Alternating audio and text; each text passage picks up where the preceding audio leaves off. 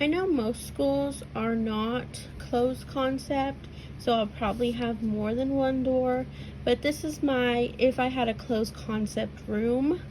And so you would just come in here, and this would be the next classroom, this would be the hallway, and hopefully I would have some windows somewhere. But the classroom I'm in right now doesn't have any, and I wish that it did. But coming in, I would have like a math center, or no, I would actually say just kidding and put these two under, because these two are like bulletin boards. So I'd have the anchor charts that we're working on now for math, the anchor charts that we're working on for reading, and then like, or ELA, and then math and science. And then under those anchor charts, I would have the like materials that they would need. And then this would be like my teacher corner where my teacher desk is and stuff like that. And so, yeah, this would be the materials that they need and anchor charts. And then this would be my teacher table. And then over here would be like my whiteboard, where my whiteboard is. And over here, I'm assuming there might be some like wall space. So that would be like important school information that I'm required to hang up. And then over here, it would be like the objectives and the schedule, some open space for carpet time. Or maybe I would have it over here since this is where the carpet is. And then a whiteboard, a word wall that's interactive, and then the calendar, just, you know, things that I would want on my whiteboard. And then open space for carpet time.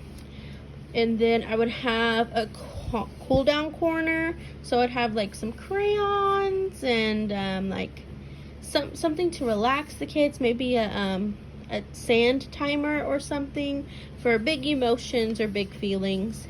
Here I would have my small group table with flexible seating, and then a carpet here for the Promethean or smart board, so that if we watch videos or something, we would do it there. So actually, I'm glad that I'm able to talk about it, because I'm switching things up already. I would probably switch the teacher table and the small group table. That way I can have my laptop here, and then we could be on the carpet together. Instead of, because then if my laptop's over here, I'd be over here while they're on the smart board, and that doesn't make any sense.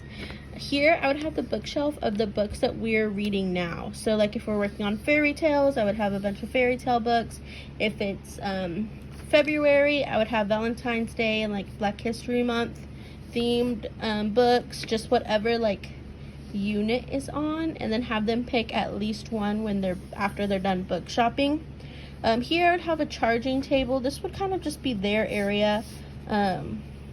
So maybe even have like their work hanging up here, because they're in charge of this area. So they'll come book shop and have comfortable seating, and then they'll like charge their own table, get their own books. And so this would be like their area where I would hang up their artwork and stuff like that.